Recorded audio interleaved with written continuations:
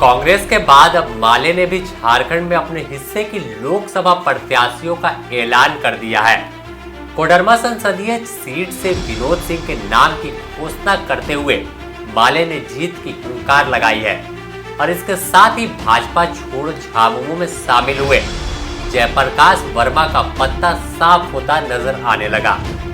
ध्यान रहे कि कोडरमा से भाजपा ने वर्तमान सांसद अन्नपूर्णा देवी को एक बार फिर से मैदान में उतारा है। यहाँ बता दें कि कोडरमा को भाजपा का गढ़ माना जाता है। पहली बार वर्ष 1989 में पूर्व सांसद आरएलपी वर्मा ने इस सीट से भाजपा का परचम लहराया था। हालांकि वर्ष 1991 में जनता दल के मुमताज अंसारी ने एक बार फिर से बाजी पलट दी थी, लेकिन 1996 में आरएलपी वर्मा ने एक बार फिर से भाजपा का झंडा बुलंद कर दिया था। इसके साथ ही 1998 में इस जीत को बरकरार रखा, लेकिन 1999 में तिलकधारी सिंह ने एक बार फिर कांग्रेस की एंट्री करवा दी। वर्ष 2004 के लोकसभा चुनाव में इस सीट पर बाबूलाल की एंट्री होती है और वह एक बार फिर से भाजपा का झंडा फहराने में कामयाब होते हैं, लेकिन 2006 में चुनाव में भाजपा को झटका लगा।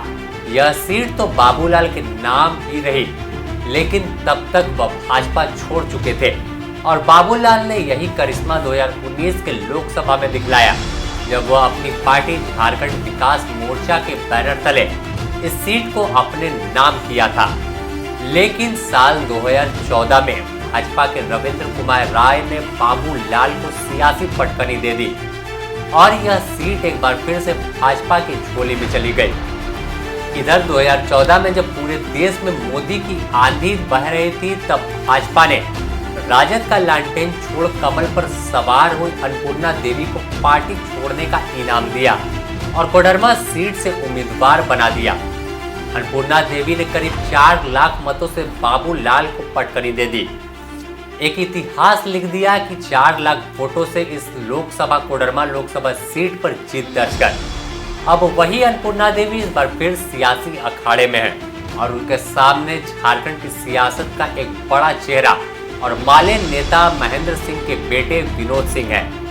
पिता महेंद्र सिंह की हत्या के बाद विनोद सिंह वर्ष 2005, 9 और 19 में इस सीट से माले का झंडा बुलंद कर चुके हैं। साफ हो कि विनोद सिंह कोडरमा की सियासत में एक बड़ा चेहरा है। इस हालत में देखना होगा कि इस जंग की बाजी किसके हाथ लगती है।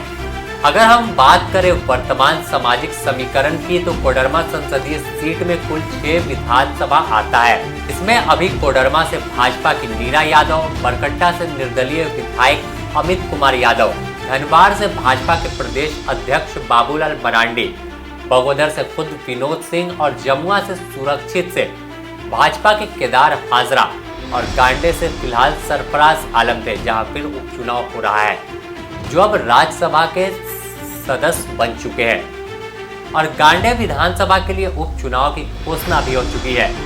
इस प्रकार 6 में से 3 पर भाजपा का कमल है और निर्दलीय अमित यादव का समर्थन है, तो दूसरी ओर सीपीआईएमएल और झामुमो का एक विधायक है। जबकि यदि सामाजिक समीकरण की बात करें तो इस संसदीय सीट पर यादव वोटरों की संख्या 2,60,000 है।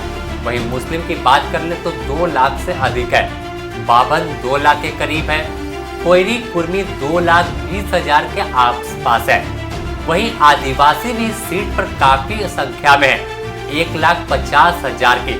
और अगर दलित की बात करें तो दलितों की संख्या भी 2 लाख के करीब है। वैश्य भी 1,50,000 है। यानी इंडिया गठबंधन की जीत का दारो मदार जो होगा वो मुस्लिम, कोयरी और कुर्मी के हाथों होगा। साथ ही आदिवासी मतदाता किस ओर अपना रुझान करते और किधर स्विच करते हैं, इस पर एक बड़ा असर होगा। इसके साथ ही विनोद सिंह का बेदाग और लोकप्रिय चेहरा भी उनका एक अलग पहचान है। दूसरी ओर भाजपा की नजर यादव मतों के साथ ही पिछड़ी जातियों में सेंधमारी करने पर होगी। इस हालत में देखना होगा कि यादव मतदाताओं में इंडिया गठबंधन की किस हद तक सेंधमारी में सफल होता है और जयप्रकाश वर्मा जो टिकट की चाहत में भाजपा छोड़ झामुमो में आए थे, उनकी भूमिका क्या कुछ होती है। तो आप द न्यूज़ पोस्ट में बने रहे, इससे जुड़ी तमाम हम आपको अपडेट देते रहेंगे। कैसे आखिर पल पल जो समीकरण बदल रहा है तमाम लोकसभा सीट की 14 लोकसभा सीट पे झारखंड में भी चुनाव हो रहा है। तो ऐसे में किस सीट पर किसका पलड़ा भारी है, कौन आगे बाजी मार सकता है और किसका क्या कुछ समीकरण फिलहाल बता रहा है। तो आप बने रहे द न्यूज़ पोस्ट के साथ। अगर एनालिटिकल खबरें पढ़ना चाहते हैं तो हमारे वेब पोर्टल thenewspost.in को लॉगिन करें। अगर हमें YouTube पर आप देख रहे हैं तो YouTube को सब्सक्राइब करें। फेसबुक पर पेज पे देख रहे हैं तो फेसबुक को लाइक करें। इंस्टा पे फॉलो करें और तब तक के लिए हमें दीजिए इजाज़त। नमस्कार।